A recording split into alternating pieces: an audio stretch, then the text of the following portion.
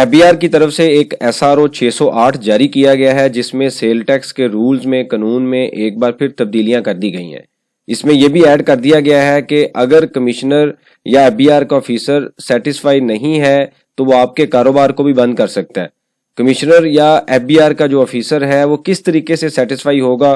कौन सी वो चीजें चेक करेगा, आज के इस लेक्चर में इस कॉन्सेप्ट को स्टडी करते हैं। आप देखें प्रैक्टिकल लर्निंग, उसमें हूं फ़हीम महबूब। अब सेल करते हुए आपने आपका जो कस्टमर है या जिससे आप चीजें परचेज कर रहे हैं, अब उनका स्टेटस भी आपने चेक करना है। अगर आप उनके स्टेटस को चेक नहीं करेंगे, अगर वो सस्पेंड है या ब्लैक लिस्ट है, तो ये क्वेश्चन आपके ऊपर आएगा। सबसे पहले मैं आपको ये दिखा दूं कि जो एसआरओ जारी किया गया है, ये एसआरओ इशू किया गया है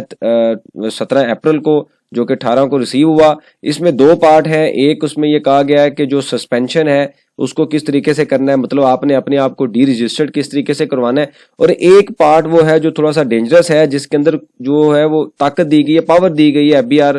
के ऑफिसर को अख्तियार दिया गया है कि वो इसको किस तरीके से चेक करेगा। अगर वो सेटिस्फाई नहीं है तो उस जो रजिस्ट्रेशन है उसको ऑटो सस्पेंड कर दिया जाएगा। अब सबसे पहला तो पॉइंट ये है कि जो ऑफिसर है वो अगर उसको लगता है कि ये कोई भी टैक्स पेयर ऐसा है जिसकी टैक्स रिटर्न फाइल हो रही है और एनालिसिस करते हुए, वैल्यूएट करते हुए उसको लगता है कि इसमें कुछ प्रॉब्लम है, मसला है, और जाके फिजिकली वो विजिट करते हैं उस एड्रेस पे जो आपने वहां पे ऑनलाइन एक्टिविटी में एड्रेस दिया हुआ है, और वहां पे कुछ भी नहीं है, ऑफिस भी नहीं है, फैक्ट्री भी नहीं है, प्लांट भी नहीं है, कुछ भी नहीं है, रेजिस्टेंस है, मतलब उसके वहां पे जो भी लोकेशन है उसकी अवेलेबिलिटी नहीं है, तो इस बेस पे जो कमिश्नर है उसके पास राइट है कि वो बाकी चीजें भी चेक करेगा और इसको भी देखेगा, और आपका जो रजिस्ट्रेशन है, टैक्स पेयर की जो रजिस्ट्रेशन है, वो ऑटो उसको ब्लॉक कर देगा। दूसरा वो ये कहता है कि जी अगर वहां पे एग्जिस्टेंस तो है, वहां पे जो एड्रेस है वो तो दिया हुआ है, और वो जाके कहता है जी मुझे सारी चीजें चेक कराएं, मैंने आपका प्लांट, लोकेशन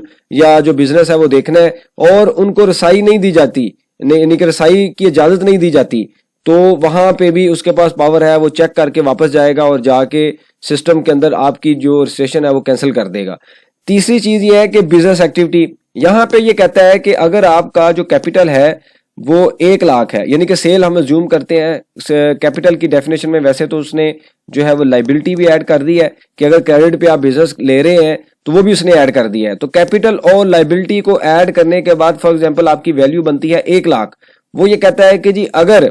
जो 1 लाख को मल्टीप्लाई करें 5 के साथ तो ये वैल्यू बनती है 5 टाइम, यानी कि 5 लाख तकरीबन वैल्यू बनती है सेल की। यहाँ पे वो ये कहता है, और ये जो एक्टिविटी है वो बार बार ज्यादा हो रही हैं। अब यहाँ पे ये लगता है कि शायद जो बैलेंस शीट है वो सबमिट करने के बाद, अब तो ये होता है ना कि एक बार बैलेंस शीट सबमिट कर दी और आपको चेक लगा दिया जाता है कि अगर 5 टाइम से ज्यादा सेल है तो आपको सबमिट करने ही नहीं दिया जाता। अब ये लगता है कि इस डॉक्यूमेंट के बाद इसको शायद रिमूव कर दिया जाए और आपको अलाउ किया जाएगा कि आप जो है वो सेल कर सकते हैं, क्योंकि इससे हो ये रहा था कि बैलेंस शीट की सबमिशन के लिए आपको एफबीआर ऑफिस जाना पड़ता है, ऑनलाइन सिस्टम अवेलेबल नहीं था, वहां पे जाके जो है वो आपको टाइम लगाना पड़ता है और भी काफी चीजें देनी पड़ती हैं, सिस्टम और बिजनेस स्लो हो चुका था। तो अब ये शायद लगता है कि वो 5 टाइम की रिक्वायरमेंट खत्म कर दी जाएगी, लेकिन जो कमिश्नर है, ऑफिसर है, अगर उसको ये लगे कि हर महीने इनकी ट्रांजेक्शन बढ़ती जा रही है और उसके पास जो रिपोर्टिंग आती है और उसको लगता है कि 5 टाइम से ज्यादा है, तो फिर भी वो जो है वो सिस्टम में चेक लगा सकता है, ब्लॉक लगा सकता है, और जो है वो सस्पेंड कर सकता है आपकी रजिस्ट्रेशन टेम्परेरी, और उसके बाद आपको कहा जा सकता है कि आप आके एक्सप्लेन करें। ये चौथी जो कंडीशन है बड़ी डेंजरस है। यहाँ पे ये कहता है कि परचेज और सप्लाई, अगर आप किसी ऐसे बंदे से, एक मिस्टर ए है, उससे आप परचेज कर रहे हैं और आपकी टोटल जो परचेज है ना, यानी कि आपके पास 4-5 पार्टीज है, टोटल परचेज आपकी 1 लाख है, वो ये कहता है 1 लाख का 10% ले ले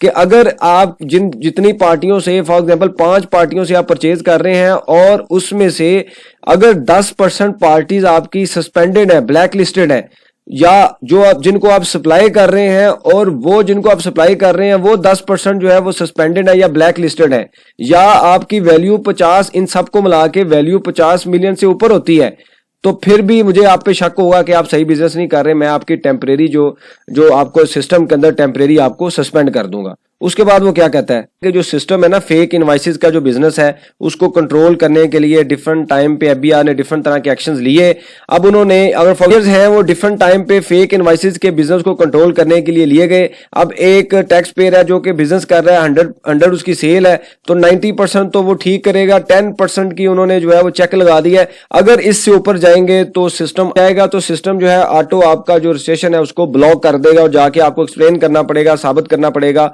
उसके बाद जो सिस्टम है वो उसको ओके करेगा। फिर वो ये कहते हैं आगे फर्दर कि अगर 6 माह आपने नील रिटर्न फाइल की या 3 महीने से रिटर्न फाइल आपने नहीं की तो फिर भी जो ऑफिसर है वो आपका जो